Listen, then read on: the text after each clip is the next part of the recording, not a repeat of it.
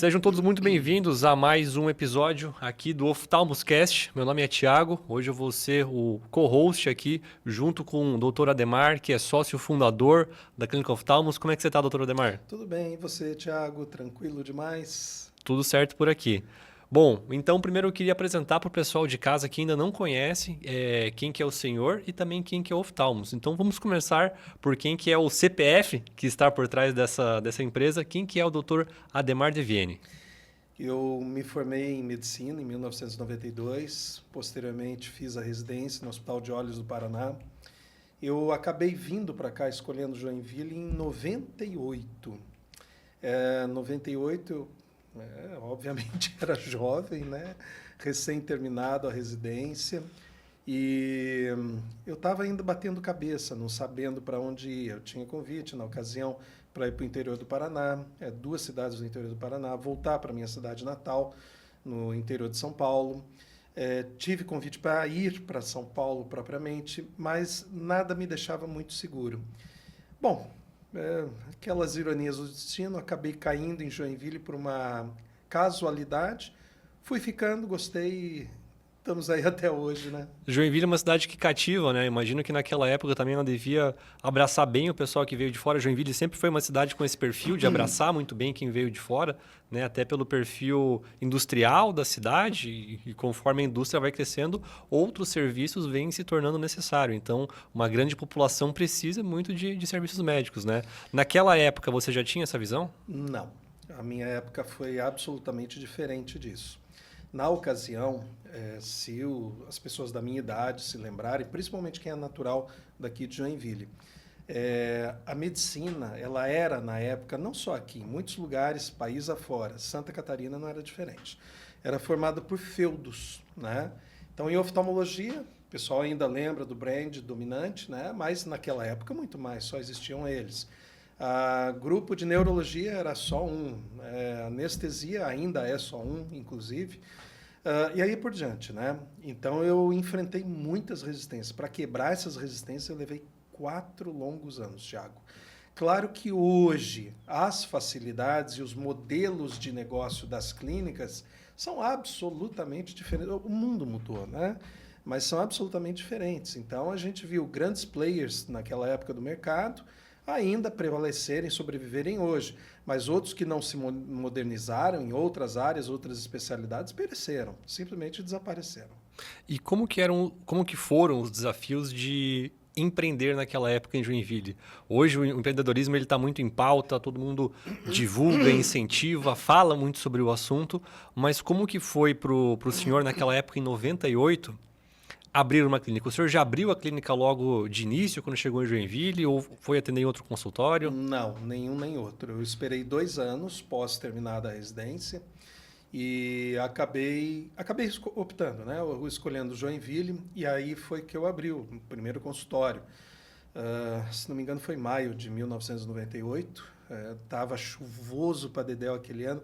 Aquele ano em especial, eu acho que foi um dos anos mais chuvosos que eu peguei aqui. Olha, te falar, talvez 1 semana, 2 semanas de sol, de estiagem naquele ano. Eu acho que vale a pena pesquisar aí, 1983 e 1998. Meu Deus do céu, foram anos terríveis. Efeito El Niño assim na veia mesmo, né? Aí já deu para sentir como é que ia ser Joinville. Estava já me habituando, né? Fui bem recebido. O empreendedorismo, Thiago, é sempre desafiador, ele nunca é fácil. O empreendedor é aquele tipo de pessoa que está inquieta com tudo o tempo todo e que não dorme em função das preocupações, né? Será que eu vou ter dinheiro para pagar a conta? Será que eu vou ter dinheiro para assumir os compromissos que eu fiz, honrar a folha de pagamento, daí Os por impostos. diante? Fora o manicômio tributário, né? Que agora, inclusive, virou o quê isso aqui, né? As pessoas ainda não se conscientizaram da gravidade da situação, mas, meu Deus do céu, eu já sou macaco velho escolado, vou te falar, tô com medo, Thiago, tô com bastante medo, viu? Pois é, a gente está atualmente numa época onde a taxa de juros ela tá muito alta. As previsões para o fim do ano estão passando dos 15%, já estamos em 14%, então isso também acaba assustando todo mundo, né? Claro, nós estamos falando de empreendedorismo, né? Mas no Brasil isso aí não é a exceção, é a regra. É incrível que no Brasil só se fala em taxa de juro para regular a inflação. Ah, vamos estimular o empreendedorismo para botar mais produto no mercado. Lei de oferta e procura, acontece o quê? Muita procura, pouca oferta, alto preço. O contrário, baixo preço. Mas aqui só existe o discurso da taxa de juros, taxa de juros. Que o antigo ministro da Economia falava, né? Nós estamos deixando de ser um país rentista para voltar a investir na produtividade. E agora, o que acontece? Voltamos a ser um país rentista. Se o negócio onde eu vou empreender, né, onde eu vou pôr as minhas energias, todo o risco, todo o dinheiro, assumir dívida, assumir financiamento, não me gerar 20% garantido, eu fico de barriga para cima em casa, que é muito melhor. Deixa aí o dinheiro aplicado a 15%. Sim, exatamente. E o senhor também passou por uma época de reestruturação da moeda. Mas a reestruturação da moeda foi um pouco antes de o senhor começar a empreender, né? Foi antes. Eu acho que foi em Plano Real 94, se não me falha a memória, né? Mas aquilo ali deve ter deixado todo mundo muito apreensivo. Naquela época eu não era nascido ainda, mas eu ouço histórias que tinha gente que não sabia mais o que fazer, né? Todo o dinheiro que estava no banco foi confiscado. E aí, como é que faz? Trazendo, né, resgatando um pouquinho e falando de forma rápida e sucinta, nós terminamos o período do governo militar com mais ou menos 7% de inflação ao mês. Houve muito investimento em infraestrutura e muitos investimentos, às vezes, irresponsáveis. Tá? Que aconteceu? O Brasil começou a faltar dinheiro para honrar os compromissos. Época do Sarney, entrou em moratória, quando foi justamente a época que o Tancredo Neves, presidente eleito de maneira indireta pelo Congresso, ele não chegou a assumir. Aliás, eu não sei se você sabia, né? O Sarney não poderia ter assumido. Não poderia por quê? Não poderia, porque a legislação proíbe. Se o presidente não assumiu, o vice não assume também. Né? Aí um general, daqui a pouco eu lembro o nome dele, passou por ele, não vai ter eleição. Presidente. Foi assim. Vocês podem resgatar a história na internet também. Bom, enfim, voltando à questão da inflação. Aí vivemos o plano cruzado e deu errado, que é congelamento de preço. Plano cruzado novo e plano cruzeiro novo e não sei o quê. Se não me engano, 9 planos nós passamos. Até que Itamar Franco, ministro da Fazenda ou da Economia, na ocasião era o FHC, Fernando Henrique. E realmente, se você pensar em termos monetários, o Plano Real foi bem estruturado. Só que, tecnicamente falando, o que acontece? Você aumentou violentamente a carga tributária, ao invés de fazer o Estado diminuir de tamanho, você aumentou a carga tributária para quê? Para cobrir o rombo que o Estado não dava mais conta. Então, Fernando Henrique, ele estabilizou a moeda, isso é fato, mérito dele. Mas ele nos trouxe aí 10 anos de estagnação, tanto em crescimento, foi a década perdida, a década de 90, com estabilidade monetária. Né? Bom, passada essa fase, nós viemos acompanhando aqui o que aconteceu, o real se desvalorizou, houve períodos piores com os governos anteriores, onde, se você lembra da época do pós-Lula e Dilma, a Dilma deixou o país com, se não me falha a memória, 72% de endividamento, né? Esse ano nós certamente já estouraremos 80% de endividamento público. E as perspectivas dão conta de que talvez 2028, 2030 nós estejamos com 100% do PIB comprometido. Quer dizer, o país já está caquético, ele vai paralisar. Então, como é que você, empreendedor, você vai arriscar um montante, gerar emprego e é hostilizado, inclusive, pela própria folha de pagamento, né? Você sabe disso. Você contrata um funcionário, você leva um, paga dois. Né? E o funcionário recebe tudo aquilo que ele tem, fundos de garantia, etc., INSS, blá, blá, blá. Eu vejo hoje, né, as pessoas se iludem, né? É que nem o francês. Vamos falar do francês. Meu sobrenome é Devienne, né? O francês, eu não gosto, de maneira geral, desse país, da França. Por quê? Povo metido, acha que tem o rei na barriga, eles têm cultura, têm bagagem, mas a maioria dos franceses não sabe porcaria nenhuma, né? Você chega lá, mesmo pessoas estudadas e tudo mais, conversa com eles, fala sobre Vitor Hugo, sobre Napoleão, o cara vai até um certo ponto, depois ele trava. Ele não consegue falar mais nada. Vai falar inglês, porque ele se nega a falar. Sim, boa parte dos velhos se negam porque eles tiveram que aprender inglês na época da guerra, mas os novos não estudam inglês. Não estuda outro idioma. Pô, quantos idiomas você tem na Europa? Você, brincando aí, você conta 10. Né? A França, majoritariamente, para o Parlamento Europeu, para a União Europeia, ela vota no liberalismo. Tá? Eu não gostaria de ficar falando aqui, porque não é nosso caso, de corrente ideológica, corrente política, mas ele vota como liberal. Liberal quer o quê? Empreender. Ele quer ousar, ele quer gerar emprego. E na casa dele, na França, ele vota com o quê? Majoritariamente, pega todo o histórico de eleições da França, né, desde os idos de 80, socialismo. Sim, por quê? Não quer perder os benefícios. O próprio Macron, né, que tá na atual gestão. O Macron é outra história, né? O Macron vai além dessa página, inclusive, né? Macron faz parte de uma corrente do mundo que é a corrente dos globalistas, enfim. Bom, de qualquer forma, você empreender hoje num país que nem o Brasil, que hostiliza o empreendedor, quem que gera riqueza no país, afinal de contas? É o governo? Gera riqueza como? O que ele produz? O que ele produz de dinheiro? A não ser se ele imprimir dinheiro na maquininha, aí ele vai gerar inflação. A última invenção do governo para gerar dinheiro foi fazer um empréstimo consignado com desconto direto na folha de pagamento. O dinheiro que é seu. O dinheiro que é nosso, isso. O dinheiro que é seu. Isso é absurdo, né? É absurdo. E o Brasil, ele é um país que judia bastante do empreendedor, porque o Brasil, diferente, por exemplo, da China, se você pegar toda a costa chinesa, o IDH deles, a renda per capita deles é maior que a renda dos europeus. Em algumas regiões, melhor que a renda americana média. Então, os caras ficaram ricos, bastante ricos. Mas eles vêm do quê? Tá certo, houve um histórico ali de investir na China. A China vai virar uma democracia, aí depois vira primeiro economia de mercado, depois vira democracia. Isso vai ser fatal. Não. A China tem um acordo tácito entre a população ali, que é o seguinte: eu te dou o bem-estar, você não me enche o saco, eu que mando aqui. Tá? E realmente, se for nas novas cidades chinesas, meu Deus, é mais bonito, mais... Ultra tecnológicas. Muito tecnológicas. Né? Aquelas cidades são maravilhosas, diferente do interior da China, que é um interior pobre. Então, por exemplo, eu não sei se você sabia, mas se você mora numa região pobre da China, você não consegue migrar para uma região rica. Tem um tipo de bloqueio social? Existe de acordo bloqueio. Com... Você não tem assistência em saúde e não tem escola para os seus filhos. Você pode migrar lá sob 3 circunstâncias. Ou você arranjou um emprego, ou você vai casar com alguém daquela região, ou você arranjou uma faculdade, alguma coisa que o valha. Bom, eu estou numa região pobre, escola de má qualidade. Como é que eu vou concorrer com aquele que está nos grandes centros?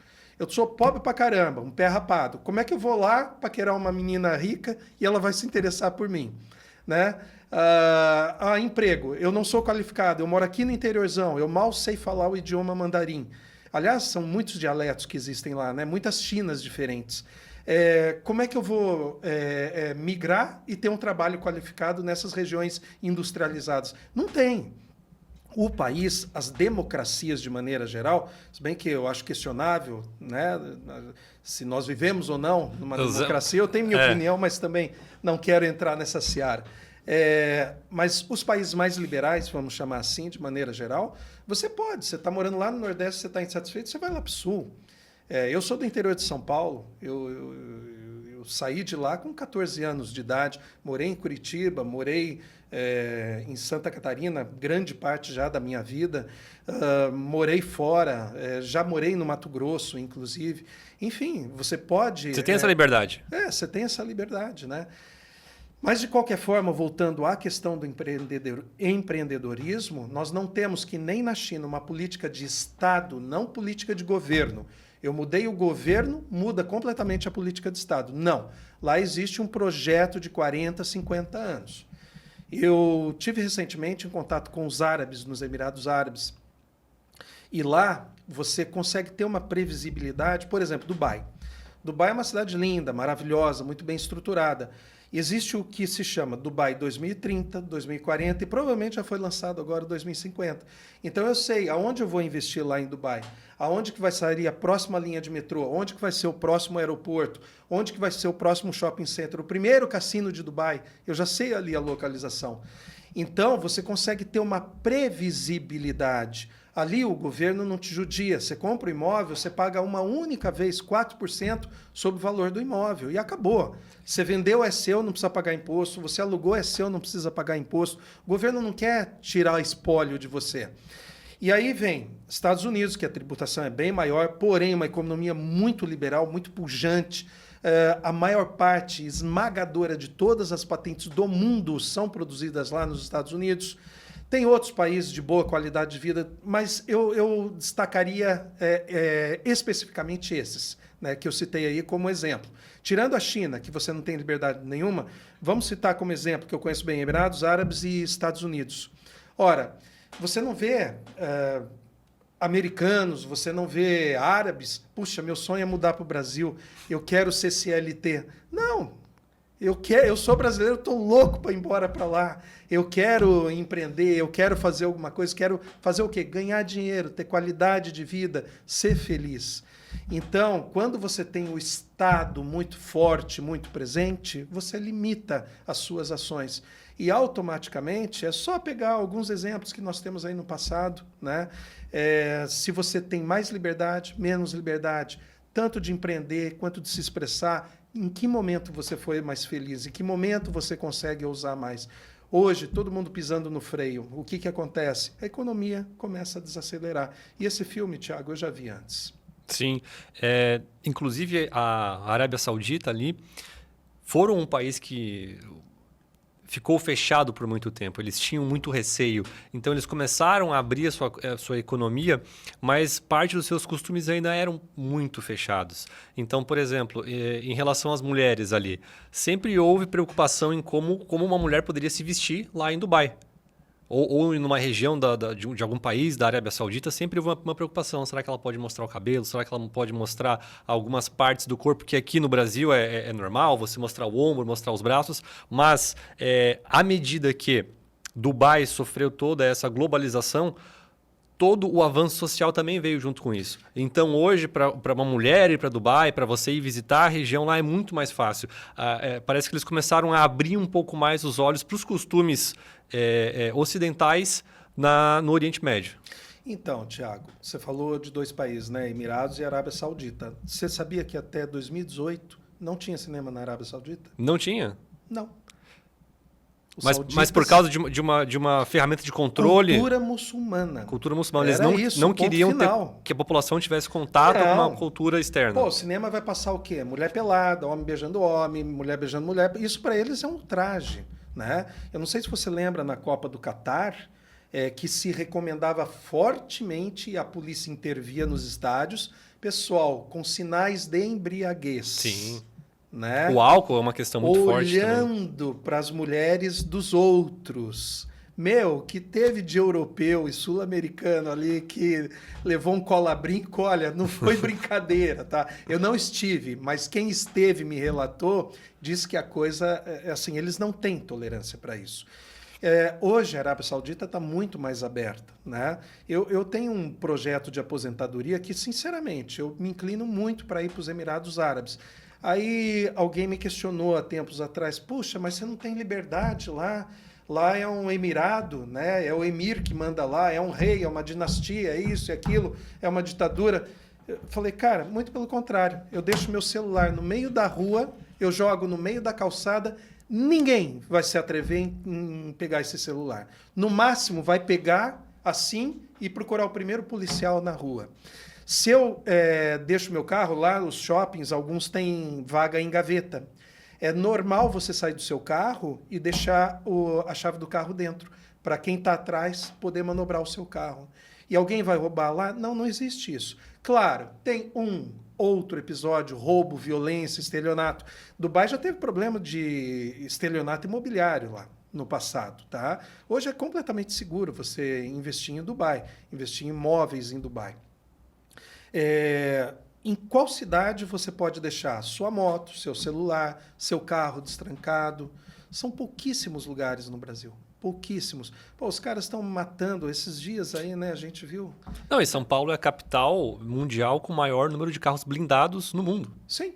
O maior número de carros blindados no mundo está em São Paulo. E você falar que tem um carro blindado para algum estrangeiro, ele olha, tá, mas você está carregando uma quantia de dinheiro dentro desse carro? Não. Essa aqui é a segurança comum que eu tenho que ter no meu dia a dia para evitar ter meu patrimônio subtraído. E a minha vida, né? E a vida. Que não vale mais nada. Para o delinquente, se ele tiver num dia não muito bom, ele vai fazer questão de descontar em você, inclusive. Sim, com certeza. A gente vê exemplos disso, meu Deus do céu, a gente normalizou a violência.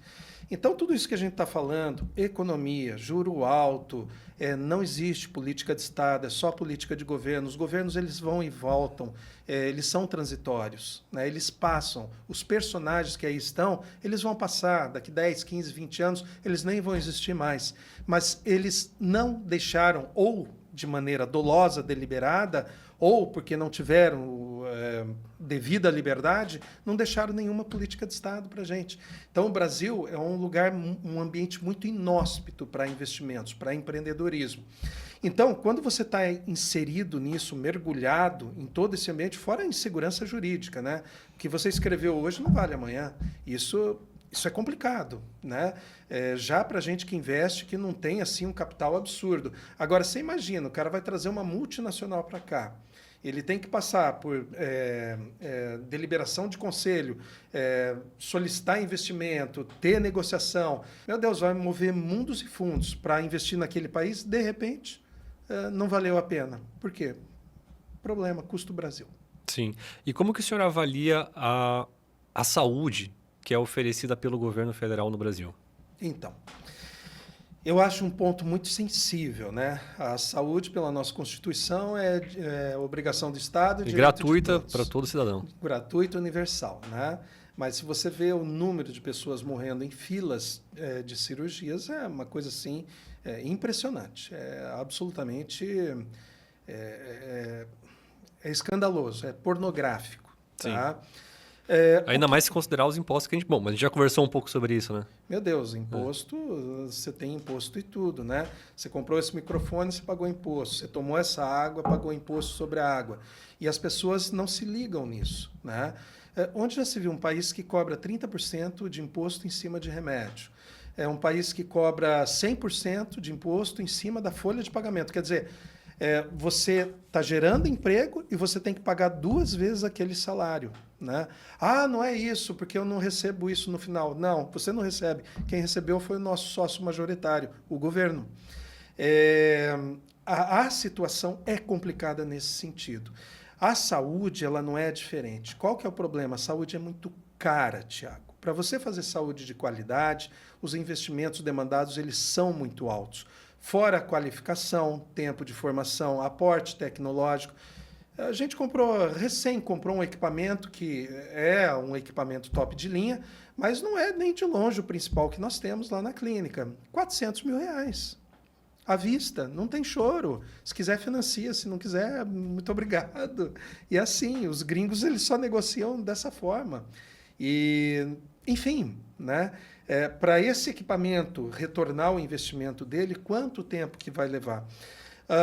A questão tributária. Hoje nós estamos na corda bamba, né? Isso que o senhor falando na posição de uma clínica privada. Se o governo for adquirir uma máquina dessa, ele vai ter que passar por um processo de licitação que com certeza vai encarecer ainda mais esse produto. Por causa das fraudes, por causa da comissão às vezes o meu. Às vezes não é nem só por causa da fraude. Eu já, com a Temos, com a minha produtora de vídeo, já participei de muitas licitações. E foi um período assim que eu realmente sempre escutava falar, o Brasil tem roubo, tem toda aquela coisa, e eu queria ver como é que era realmente o esquema. Vamos ver como é que é. Vamos jogar pela regra. Joguei pela regra, tudo bonitinho, só que daí você começa a ver que, mesmo você jogando pela regra, o processo ele é muito mais caro. Porque você acaba gastando mais tempo e energia não em prestar um bom produto, ou você... quer dizer, prestar um bom serviço ou entregar um produto de qualidade. Você fica o tempo inteiro procurando certidão negativa, vendo se não tem nada de errado na sua documentação. O do processo. O processo jurídico para tudo aquilo acontecer é extremamente caro e extremamente lento. Teve uma situação, por exemplo, que eu venci um contrato com a ANEEL, Agência Nacional de Energia Elétrica. E eu venci aquele contrato, depois abre para uma sessão onde os outros participantes da licitação poderiam apontar irregularidades ou algo que não estava de acordo. Uma outra empresa entrou com recurso e falou: essa empresa ela não tem capacidade técnica. Tá, como é que ela não tem capacidade técnica? Está aqui o atestado. Só que daí nisso passam-se 15 dias. A gente vai retornar aqui, vamos fazer as diligências agora. Então, o próprio processo ele se torna tão lento. Eu lembro que aquele processo de eu vencer o pregão e eu começar a fazer o serviço demorou 1 ano. Então, poxa, durante 1 ano eu tinha que ficar acompanhando ali o site para ver se teve alguma movimentação, cumprir as diligências, fora outros casos que eu fui acompanhando ao longo da minha jornada que você vê, nossa, você jogando tudo pela regra aqui, acaba sendo extremamente difícil você ter um lucro. Então você tem que jogar o preço lá em cima por causa de todo o processo. Então o processo ele se torna muito mais caro. Isso sem a gente falar de sacanagem, de roubo. A experiência que eu tive, eu percebi que era um processo difícil de ter. É difícil de você conseguir fazer algum esquema do jeito que eu participei. Claro, daí você tem licitações presenciais, você tem acordos, você tem dispensa de licitação, mas do processo que eu vi era um processo extremamente burocrático e cada uma das etapas era muito bem fiscalizada. Então, aquilo acaba se tornando tudo muito mais caro. Bom, esse é apenas um dos pontos, né? Existe a questão da legislação nacional. Por exemplo, o governo vai comprar ali, a prefeitura vai comprar, o hospital público vai comprar tal equipamento, tem que ser dessa marca, daquela marca, tem que, se houver produto nacional, tem que prioritariamente dar preferência por produto nacional. Aí o produto nacional não te atende. Tiago, a quantidade de equipamentos caros que eu vi comprados errados por falta de capacidade de gestão.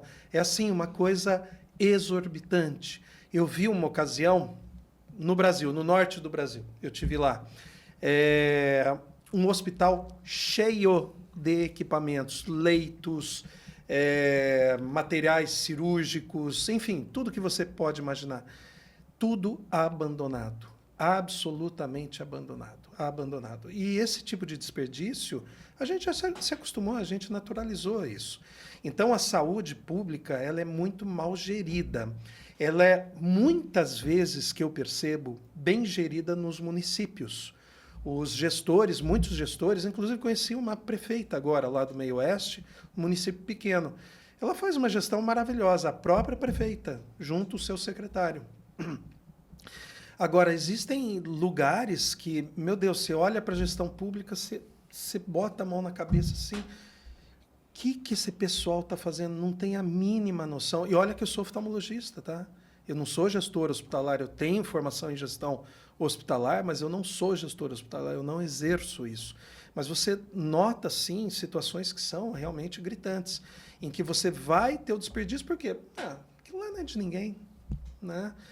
Agora mesmo, tive no município em que o pessoal está, da gestão antiga, começando a achar caixas e caixas de insumos, materiais cirúrgicos, medicamentos, tudo abandonado. E provavelmente, se forem vacinas, tem prazo de validade. Medicamento perderam quase tudo. Aí vai para onde esse recurso? Vai para o lixo. Né? Então, o Brasil é o país dos desperdícios. O país, eu vejo que o brasileiro, ele... pelo menos grande parte dos brasileiros, eles são pessoas empreendedoras, né? Mas a nossa cultura, ela gera uma aceitação de vários fatores que não combinam com o empreendedorismo. Então, eu vou te falar o seguinte, empreender no Brasil é uma coisa heróica, tá? Como sempre dizem, o Brasil não é para amadores. Não é para amadores. Não é para amadores, né?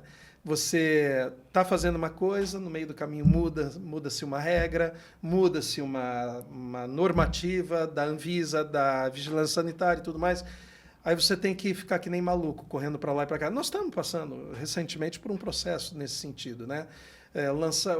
Lançaram aí uma RDC nova, você tem que criar um espaço para farmácia dentro dos centros cirúrgicos. E aí, como é que você faz? Não existia esse espaço, não existia previsibilidade antes. Eu tenho limitação de espaço. Como é que eu faço? O problema é seu. É assim. É isso que eles respondem para a gente. Sim. Mas um outro paralelo que seria interessante a gente abordar aqui é como que é a saúde pública nos Estados Unidos. Vamos pegar aqui como referência os Estados Unidos, que ela também é completamente diferente da saúde pública no Brasil. Agora a pergunta, vamos colocar para um cidadão comum.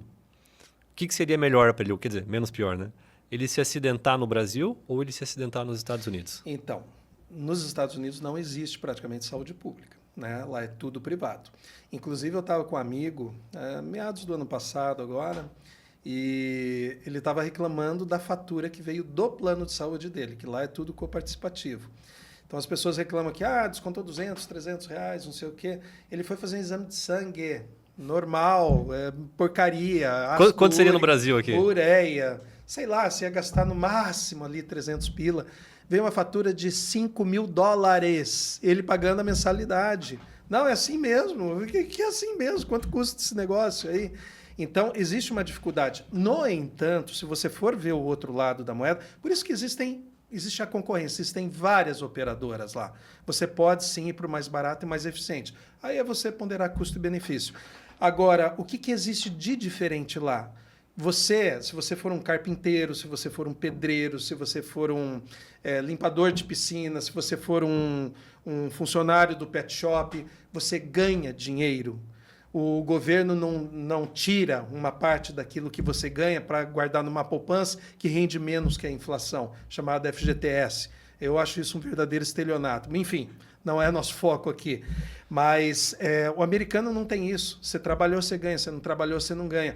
Mas, meu Deus, e se eu ficar doente, aposentadoria? Você paga a sua previdência privada. Tá? E você tem o seu Social Security, que vai lhe garantir uma aposentadoria digna e mínima ali na frente, quando você realmente precisar.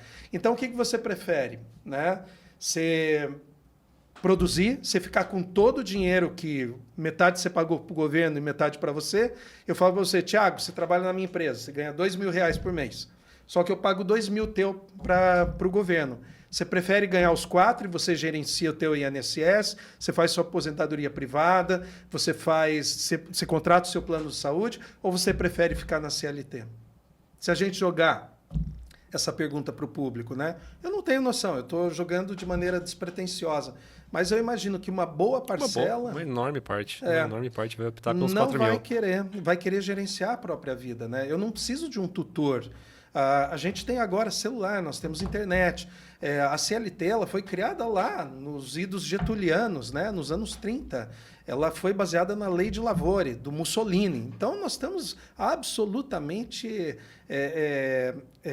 ultrapassados. Sim, isso sem contar que hoje a função que um funcionário precisa exercer dentro de uma empresa, ela é muito mais completa do que anos atrás. Então, se você for contratar alguém, você tem que colocar qual função a pessoa ela vai exercer. Sem dúvida. Só que no dia a dia, a gente sabe que aquela pessoa ela vai exercer uma série de outras funções, porque se for contratar uma pessoa para fazer exatamente o que está escrito na folha, você vai ter que ter uma série de funcionários e vai inviabilizar completamente a operação. E ainda mais com a inteligência artificial hoje. Então, você tem que treinar a sua força de trabalho para que ela multiplique seus braços com a inteligência artificial, né? E o brasileiro, nós estamos falando agora de anos 60, né? O brasileiro ele produzia 4 vezes menos que o americano. Nós tínhamos a mesma riqueza que a Coreia do Sul. Aliás, nós éramos mais ricos que a Coreia do Sul. Hoje, nós continuamos produzindo 1/4 do que o americano produz. Nós somos, no mínimo, 3 vezes mais pobres que a Coreia do Sul. Aliás, a China não era nada até os anos 80. Olha o que é a China hoje. A Índia, país paupérrimo, o pessoal come com a mão, cheio de sujeira. Meu Deus do céu. Você vê corpos flutuando lá no meio do rio. E vai ultrapassar o Brasil, mas tranquilamente. Se você pegar quais são as grandes potências militares, por que eu estou falando de potencial bélico? Para você ser uma grande potência econômica, primeiro você precisa ser uma potência bélica. Eu não estou falando que a gente tem que ter a arma nuclear, se bem que eu acho que deveria ter. Eu também tá? acho que deveria ter. Mas assim, quais são os grandes players? Quem que faz diferença no mundo? Estados Unidos, Rússia. China, mais um que ainda não é, mas vai ser, que é a Índia. Tá? Quem que tem capacidade de projeção? Macron, esses dias, na televisão, falou, não, porque agora eu vou ser o guarda-chuva nuclear. Meu filho, teu guarda-chuva nuclear não dá nem para o começo. Quantas dezenas de mísseis com armas nucleares você tem? A Rússia tem quantos milhares de mísseis? Né? O próprio Putin, agora na guerra na Ucrânia, não sabia que ele tinha no arsenal dele aquele último míssil. Por quê? Porque existe um Estado paralelo. Né?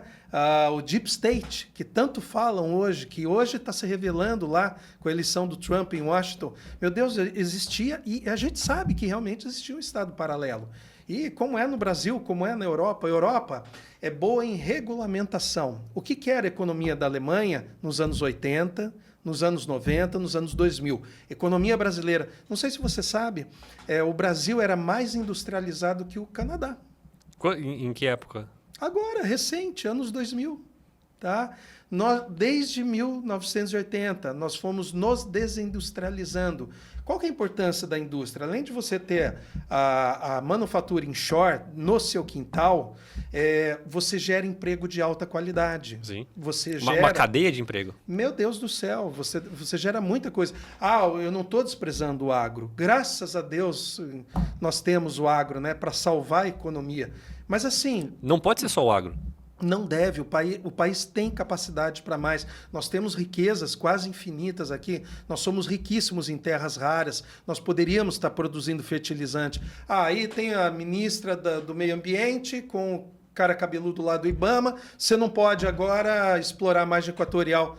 Olha só a Guiana agora, né?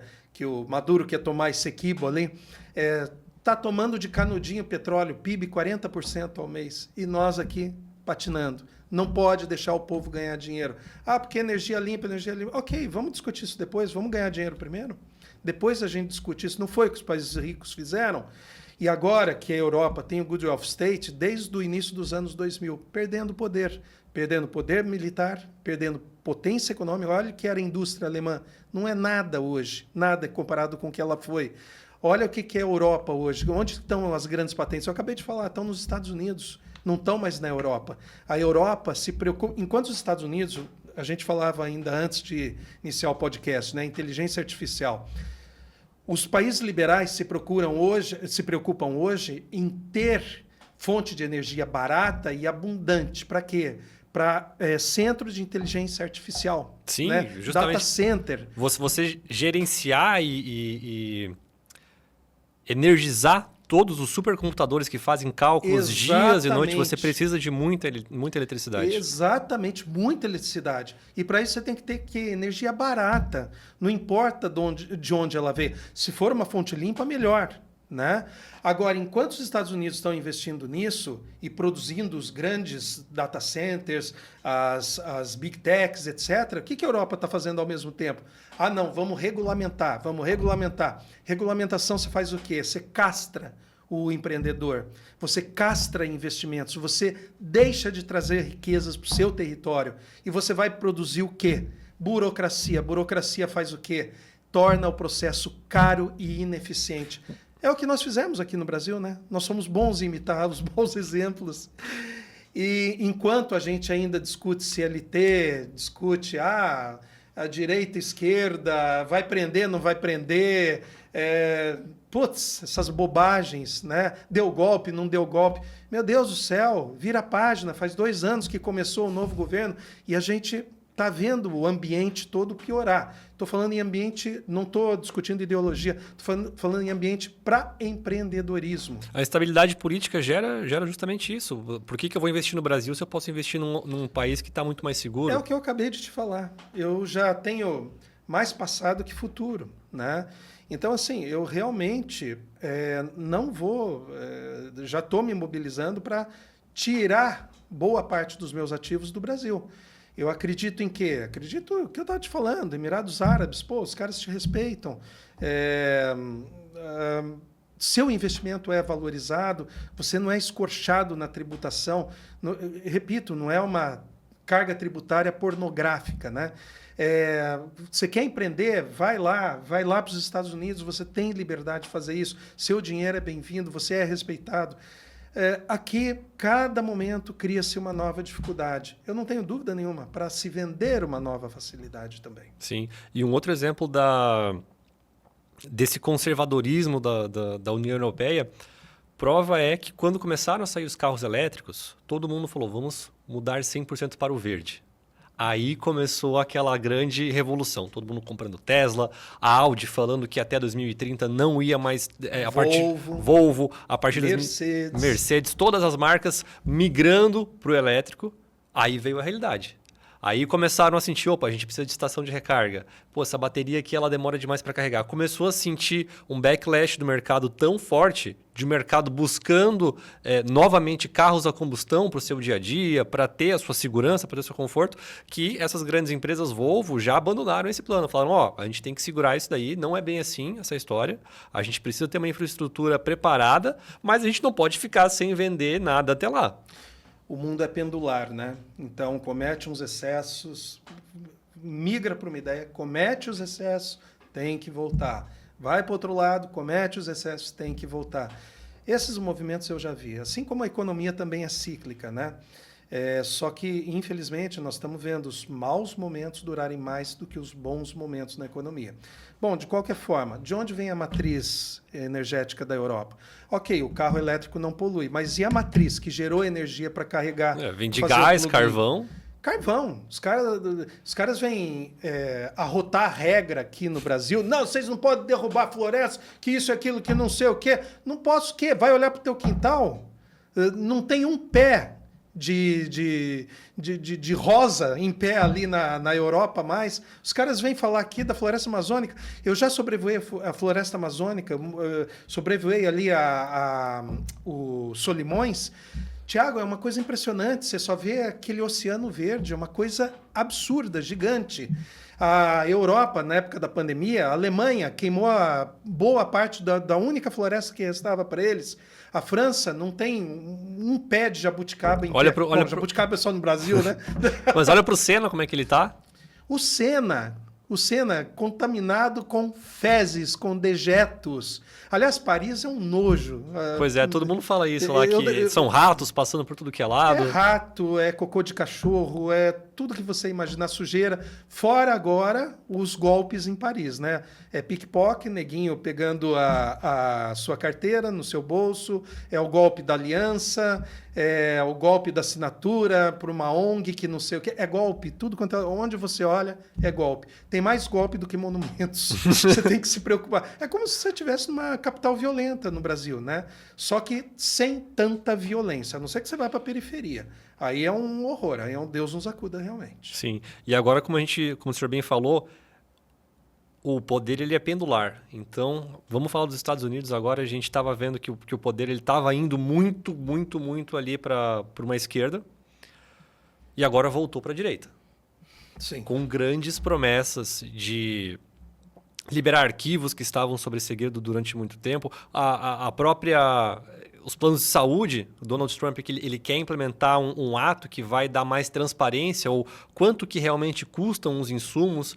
Então, como que o senhor vê o mundo agora com um presidente de direita, mas não só um presidente, mas também um congresso de direita que vai apoiar e também vai passar com muito mais facilidade todas as visões do presidente? Então, Tiago, vamos raciocinar o seguinte. Os Estados Unidos, pelo menos assim deveria ser, eu já tenho os meus questionamentos, deveriam ser o exemplo de democracia no mundo, né? Quando a gente vê quem acompanha a política americana, e eu acompanho muito, eu tive lá um pouquinho antes das eleições, assim, você vê, lá é o futuro, né? Parece um déjà vu. Tudo que aconteceu lá está acontecendo aqui no Brasil. Enfim, né? Não quero ser otimista ou pessimista, enfim, falar que vai acontecer igualzinho. Será que vai de 2008 ali, será que ela vai acontecer no Brasil? Não sei. Será que o pessoal vai conseguir pagar os empréstimos aí, todo mundo comprando casa? Será que não vai acontecer uma outra bolha? Será que não estamos... É um déjà vu. Né? Se você vê agora, índice de retomada de propriedade pelos bancos bateu recorde no início do ano. Então, isso significa o quê? Perda de poder aquisitivo. Mas vamos voltar à questão, né? Como é que eu encaro os Estados Unidos? Quando você vê um político numa democracia, por isso que eu entrei nesse assunto, divaguei um pouco, de novo, eu vivo divagando, né? O que acontece? Alguém está te financiando. E você vai ter que pagar aquele financiamento que foi confiado a você, né? Então, quando você vê alguns movimentos do Donald Trump, principalmente colocando ali o Elon Musk, né? O cara que dá ré no foguete, o cara que fez o PicPay, não é isso? PayPal, enfim, o que um bilionário que não tem mais preocupação financeira na vida, o cara vai perder tempo ali com um departamento de eficiência governamental? Me parece um tanto quanto estranho. Então, são as mãos invisíveis que a gente vê movimentando as peças, né? Será que os americanos, os estados, quem está dentro da máquina americana, os burocratas, eles não sabiam que a USAID, que foi um escândalo agora e vai vir muito mais coisa pelo que eu estou sabendo, vai ser tipo o petrolão deles lá, que financiou teatro de diversidade na Colômbia, mais mudança de sexo não sei aonde, mais política disso e daquilo, enfim, coisa que não gera riqueza, né? Independente das convicções de cada um. Não estou falando nem que é bom, nem que é ruim, mas isso de fato aconteceu. E não devia ser um investimento feito pelo governo, né? Um ralo de dinheiro em outros países pagos pelo contribuinte americano, né? Será que quem estava dentro da máquina não sabia disso antes? Né? As pessoas são tão inocentes assim. O grosso da população, eu realmente acho que não. Tá? Porque você conversa com um, conversa com outro, você vê que as pessoas não têm malícia. Agora, isso aconteceu lá, vão ser revelados muito mais coisas. Acontece aqui no Brasil. Na Europa, então, a Europa está infestada, né? Olha a decadência da Europa, isso aí não é à toa. Né? A gente vê que são movimentos muito bem orquestrados. E hoje, por exemplo, empreendedor europeu, dependendo da área, não sobrevive mais. Tanto que falávamos ainda há pouco em Emirados Árabes, né? Eu não sei se você sabe, mas 95% da população em Dubai não é de árabes. Sim, sim. São imigrantes, né? Ou, às vezes, árabes da comunidade árabe ali que migraram para Dubai. Mas cheio de europeu, cheio de sul-americano, cheio de norte-americano. Enfim, pessoas que não querem mais ser exploradas, que não aceitam mais serem exploradas. Então, essas mãos invisíveis que mexem as peças, a gente só vê o que acontece na superfície, né? Nós que somos humanos da ponta do iceberg, a gente só enxerga o que está para cima da superfície. A maioria das pessoas acaba não desconfiando das mãos invisíveis que manipulam. Hoje a gente sabe o quê? Época da pandemia. Eu olhava assim, pensava, meu Deus do céu, não pode estar tão errado o que eu aprendi. Que o ser humano vai ter imunidade natural para um vírus, que distanciamento social não adianta nada, que a vacina que não previne, não vai prevenir o Covid de voltar ou da pessoa se contaminar. Meu Deus, está tudo tão óbvio agora. Né? O chefão da OMS, o Fauci, né, agora sendo indagado pelo Congresso, falando eu tirei aquele distanciamento da minha cabeça, 1,5 metro. Vacina, a máscara, a gente achou que... Achou o quê? Que achou? Foi um experimento social. Hoje se sabe que foi um vazamento de laboratório ali de Wuhan. E, estranhamente, né, os Estados Unidos estavam envolvidos nesse vazamento de laboratório, porque não podiam mais fazer a pesquisa do Covid dentro de território americano. Então, eles usaram um proxy, usaram um procurador para fazer isso. É incrível, né? E é incrível você ver as coincidências também. A família Gates, do Bill Gates, do Windows, né? Pegando e financiando Big Pharmas, pesquisadoras de vacinas, e quando estoura a pandemia, pô, já temos vacina pronta, 2 meses, 3 meses, agora sim, ó, pau, todo mundo se vacinar, porque eu mandei, OMS é autoridade. Quem não tem vacina não pega avião. Então, e hoje o que você vê, né? A quantidade de vítimas causadas pelas vacinas, não só pelo Covid, mas também pelas vacinas. Você vê que você não ouvia falar há tempos atrás, crianças morrendo de miocardite, porque a vacina causa uma atividade inflamatória por causa da proteína spike no miocárdio, né? As pessoas com síndrome pós-Covid, pô, eu não lembro mais, as coisas, minha memória não é mais a mesma, não tenho mais a mesma disposição. Gente do céu, é síndrome spike, pós-vacinação ou pós-Covid. Como é que trata isso? Extremamente simples. Pelo amor de Deus, joga bífidos no organismo, pronto, acabou. Não existe mais. E não se fala nisso. Aí reeditaram a ivermectina nos Estados Unidos com outro nome, né, para poder cobrar um pouquinho mais. Então o tratamento é corticoide e ivermectina. Né? E todo mundo que falava isso era taxado como louco. E quem que vai pedir desculpa agora? Né? Que não precisava fechar comércio, tinha que proteger os idosos, que a criança tem imunidade natural. Quem é que vai reparar esses erros? Né? Quem é que vai pagar por isso? E esses caras, eles sabiam o que eles estavam fazendo, direitinho. Aí você vê, na mesma linha de coincidências, né? Valor nos Estados Unidos dos imóveis despencando na época do Covid. De repente aparece Bill Gates, família Gates novamente, comprando glebas e glebas e glebas de terras nos Estados Unidos. A um preço módico, né, camarada? Módico, né? E ele declara para a imprensa americana que ele estava só querendo ajudar a população. Aqui, ó, esse, é irmão desse. Né? Hoje a gente vê que foi uma situação muito bem orquestrada, uma engenharia muito bem feita. A gente vê quem ganhou rios de dinheiro e são as mesmas pessoas que não se importam. Ai, meu Deus, mas será que iam fazer isso? Porque muitas pessoas morreram por causa do Covid e por causa da vacina também. Será que eles seriam cruéis a esse ponto? São as mesmas pessoas que estão associadas à indústria bélico-armamentista, principalmente nos Estados Unidos. Esses caras têm que ter guerra o tempo todo, porque senão eles não estão lucrando. Ah, mas vai morrer gente. Ok, faz parte do nosso negócio. Um outro caso que surgiu como revolta com todo esse sistema também, que foi esse ano, foi o assassinato de um CEO em Nova York, de noite. Tem filmagem dele sendo assassinado por um jovem. O nome do jovem era Luigi Mangione, que era um jovem de família rica. Ele vinha de uma boa família, ele tinha condições. E a mãe deles já teve problemas com planos de saúde, de se recusarem a pagar o tratamento. E ele mesmo teve situações em que ele tinha dores crônicas nas costas e ele teve problemas com o plano de saúde. E ele, revoltado, ele provavelmente também passava por alguns problemas, ele foi lá e... Eu lembro desse episódio. E ele virou um marco. Eu lembro que boa parte da sociedade americana estava defendendo ele e boa parte estava contra ele, mas ele ficou como se fosse uma figura que dividia opiniões. Pô, será que ele está do nosso lado? Ele está lutando contra as grandes corporações? Ou... Não, ele é realmente um assassino. Ele partiu por um caminho que a gente não pode seguir.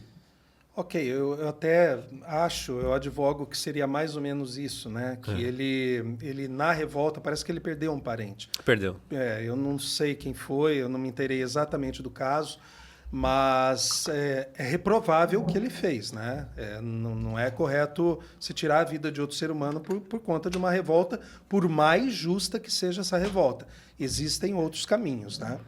Sim, mas foi uma grande comoção, porque era um garoto aí de 20 e poucos anos. Sim. Batendo de frente com o sistema. Com o sistema. E expondo tudo isso para... Jogando a merda no ventilador, vamos falar assim, né? Literalmente, Thiago. Bom, e o que isso implica para o mundo hoje, né? Esse tipo de atitude, as revelações que estão sendo feitas, toda essa nova realidade, né? Tudo isso que está vindo aí do submundo. Olha, honestamente, eu acho que em algum momento, eu não vou pagar para descobrir, mas em algum momento virão as verdades à tona, né? A própria questão da USAID, eu acho que o Marco Rubio, que está agendado para vir aqui no Brasil, ele vai fazer algumas revelações ali no Congresso, né? A convite da oposição. De qualquer forma, mostrando essa questão de interferência da OMS nos países, interesses econômicos escusos, quem ganhou dinheiro, quem não ganhou. Como é que era o nome? O Epstein, né? Se não... A Jeffrey Epstein, que também foi assassinado, foi suicidado na cadeia, ele foi né? morrido. Foi, que tinha uma ilha, né? Tinha uma ilha ele e tinha ali uma tinha ilha... muito figurão, né? O Jeffrey Epstein, na verdade, ele era como se fosse vamos colocar assim, um gigolô das grandes personalidades americanas. Então, ele organizava festas, também estourou um escândalo com um rapper americano, que era o P. Diddy. Isso. Também estourou esse ano. Então,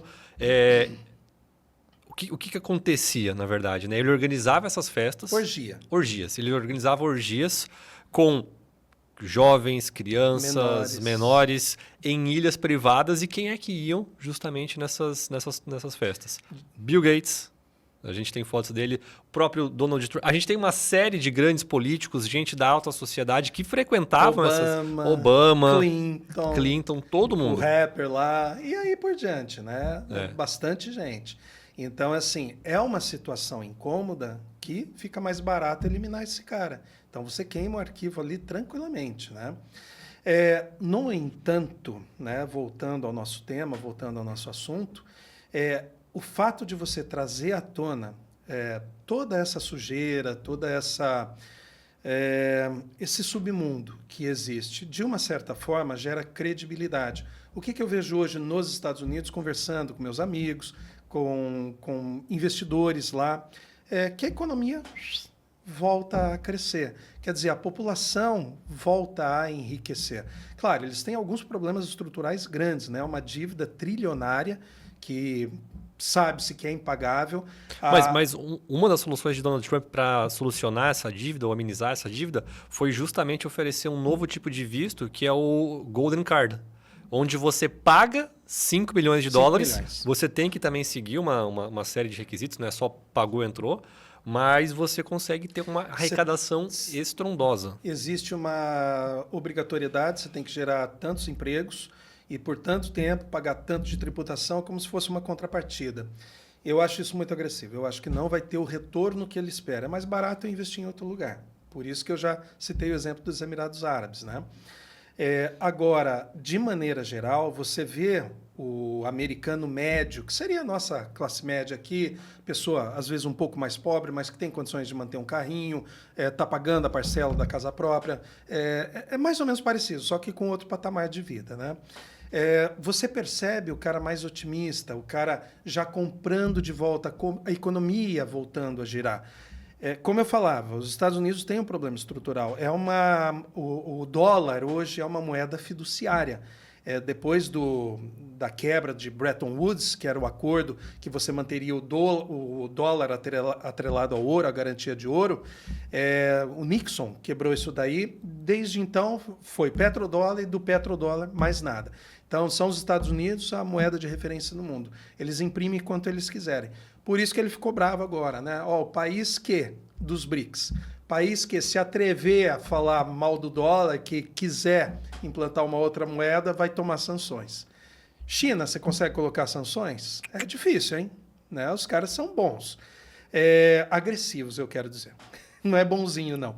Rússia já está sob sanção. A Rússia está sobrevivendo muito bem. A economia russa está melhor que a economia brasileira em guerra, né? Os caras estão em guerra. A Índia. A Índia é pragmática. A Índia não tem um alinhamento automático. Ganhou o presidente da direita, eu vou para o colo do Donald Trump. Ganhou o presidente do esquerda, eu vou para o colo do Xi Jinping. Não existe isso. A Índia ela vai conversar com todo mundo. O que você pode me dar de retorno? O que você pode me dar de vantagem? Né? Então, hoje é muito difícil você falar com a Índia, mesmo porque a Índia já é uma potência nuclear. É mais fácil você descer o cacete em quem? Quem não tem bomba. No manezinho, né? O baixinho da escola. Bate nele para a gangue dele parar de te encher o saco. Aí vai ver, ou a gangue se reúne e vai comprar a briga, ou vai ficar quieto. Opa, o próximo sou eu. Sim. Né? É mais ou menos isso que acontece. A grande preocupação sobre as moedas realmente é a inflação.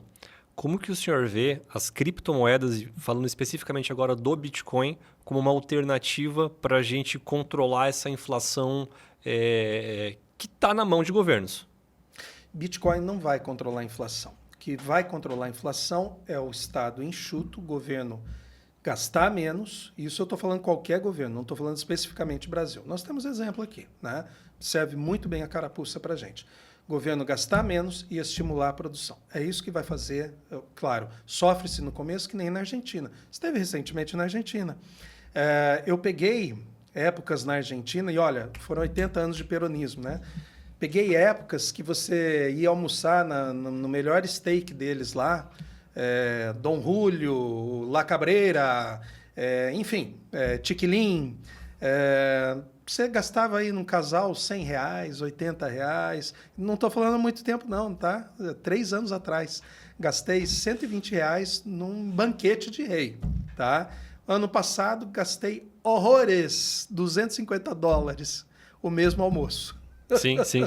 Ou jantar. Eu fui no carnaval agora e estava tudo um absurdo. Parei só por um dia lá no Cruzeiro e estava tudo um absurdo. Então, é porque eles estão tendo inflação? Não, a inflação deles diminuiu, valorizou a moeda, o real perdeu o valor e nós estamos empobrecendo. A inflação é um empobrecimento programado, que para o governo sai barato, mas para a gente sai extremamente caro. Ora, inflação de alimentos, se você pensar, né? A inflação mês passado foi 3, 4, 5%. Perdão, foi ponto alguma coisa que vai impactar em 3, 4, 5% no final do ano. Ora, me diga alguma coisa que no mercado tenha subido menos que 15%. Olha Tomate, arroz, azeite, carne, banana. O que mais? A quem que você quer enganar? Quanto que representa hoje no meu orçamento? Graças a Deus, eu estou bem consolidado na minha vida. Impacta alimento para mim? Impacta, porque a minha família é grande. No entanto, impacta um percentual pequeno do meu orçamento. Agora, imagina quem ganha um salário mínimo. E ainda tem uma família grande. E ainda tem família. Não, basta você ter um filho. Aí você tem no começo do ano IPVA, IPTU, e multa, e isso, aquilo. Sempre o Estado no seu cangote, né? E aí, mais tributação. E tributação, o exemplo agora. Não era legal comprar blusinha da China lá, sem tributação? Não era legal? Eu conheço um cara que importava, né? Não importa mais. Parou de trabalhar simplesmente. Não sei, eu acho que ele está fazendo Uber. Importava whey, eram quantidades pequenas, ele fazia uma graninha boa ali, tinha dignidade, se virava bem e tudo mais. Simplesmente não pode mais fazer isso. Você é tributado. Acima de $50, 92%. É isso realmente que a gente quer? É esse o nosso futuro? Isso está gerando riqueza? Ou está gerando recursos? O Brasil nunca arrecadou tanto, o governo nunca arrecadou tanto. Sim, bateu um recorde de arrecadação. E olha nossa moeda perdendo valor, olha a pobreza se multiplicando, olha as empresas fechando. Eu acabei de citar o início do ano, podem pegar esses dados, são públicos, tem na internet. Quantidade de leilões de imóveis arrematados em leilões. Foi recorde no início do ano. As pessoas não estão aguentando pagar escola, parcela do carro, IPVA, IPTU, a parcela da casa própria. Não estão aguentando. Simplesmente é isso. E, óbvio, nós já passamos por isso, por essa experiência lá atrás. E, novamente, infelizmente, nós vamos pagar uma conta muito salgada, só que agora com mais de 80% de endividamento do PIB. E o que a pessoa que está escutando a gente agora pode fazer para evitar isso? Ou para se proteger disso que está vindo? Fazer reestruturação de dívida. Tá? E 70% das famílias, isso aí são dados do Banco Central, Serasa, Experian. Reestruturar a dívida, renegociar tudo que puder, porque assim, 2026, 27 e 28 serão anos que nós vamos passar muito maus bocados. Tá? Nós vivemos isso em 2016 e, infelizmente, vamos ter uma redição dublada e de muito mau gosto, do mesmo que a gente passou, né? Estilo novela mexicana. Eu acho que a coisa não vai ser, não vai ser nada bom, nada agradável. Nós vamos pagar uma conta salgadíssima. E vai ser aquela coisa, né? No começo, um horror, sacrifício, isso e aquilo. Espero que quando estiver melhorando a situação de novo, a população escolha bem seus representantes, né, Tiago? Porque isso impacta em tudo, no bem-estar de todo mundo, riqueza para todo mundo. melhora da nossa infraestrutura, que é absolutamente precária. Em alguns lugares chega a ser ridícula a infraestrutura. Pô, 50% da população não tem esgoto ainda. E a gente está onde? Na África subsaariana. É como eu falei ainda há pouco, né? A Coreia do Sul, a Coreia do Sul era mais pobre que o Brasil. Hoje eles são 3 vezes o que a gente em renda per capita, né? Eles são 2, 3 vezes mais produtivos que nós. Continuamos 4 vezes menos produtivos que os americanos. Nos desindustrializamos. Estamos sacrificando agora parte da produção. O próprio agro, que é o motor, desacelerando. Desacelerar vai significar o quê lá na frente? Mais juros, menos investimentos, mais inflação de alimentos. Meu Deus do céu. Então, eu faria isso nesse momento. Reestruturaria dívidas, guardaria dinheiro que pudesse ser guardado e infelizmente, se preparar para o impacto, que novamente vai ser muito doloroso. Bom, então acho que a gente já sabe o que tem que fazer, todo mundo que escutou aí de casa, mas eu também tenho certeza que o brasileiro é um povo muito batalhador e com certeza, com muita fé em Deus também, a gente vai conseguir passar por mais um período de dificuldades que está iminente por aí. Né? Acho que com o conhecimento fica um pouco mais fácil passar por ele sem sofrer tanto dano. Né? Já passamos antes, né, Já Thiago? passamos. Anos difíceis aí, tudo mais. E fica como aprendizado, né, para a população. Sabe que eu ouvi muita gente falando, para mim, os 2 candidatos nas últimas eleições, né, são tudo a mesma coisa. Esqueça o personalismo. Como eu falei, eu não gosto de tratar nesse podcast de ideologia, de personalidades. Eu acho muito complicado, né? Eu acho uma exposição desnecessária, eu não gosto de me expor tanto assim. Mas, de qualquer forma, eu vi muita gente falando, o A e o B eram tudo a mesma coisa. Quem ganhar, ganhou, está tudo bem por mim.